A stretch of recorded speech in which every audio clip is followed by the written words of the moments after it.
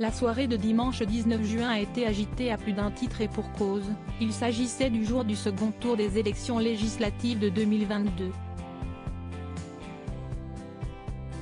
Pour l'occasion, la maire du 7e arrondissement de Paris Rachida Dati était invitée sur le plateau de BFM TV afin de discuter des résultats.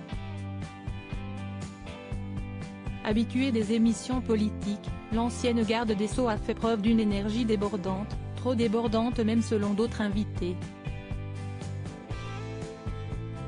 C'était notamment le cas de Yaël Braun-Pivet, députée LREM qui a été réélue dans les Yvelines et a donc pu conserver son poste de ministre des Outre-mer.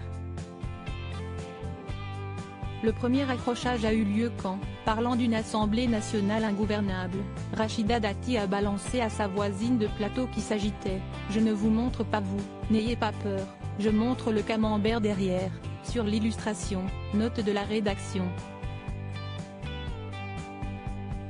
Mais selon la députée réélue, le problème était tout autre, et plutôt d'ordre physique.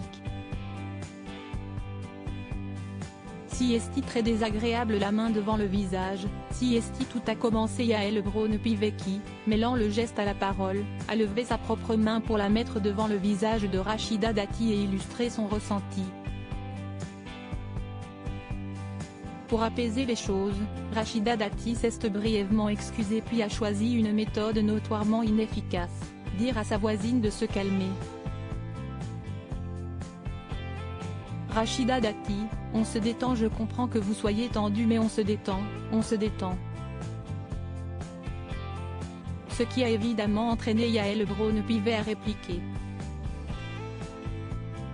Je ne suis pas tendue, je trouve simplement qu'il y a un espace à peu près vital qui est le mien et qui n'est pas le vôtre, donc chacun de son côté, a-t-elle répondu en dessinant le dit espace vital avec un geste des mains autour d'elle.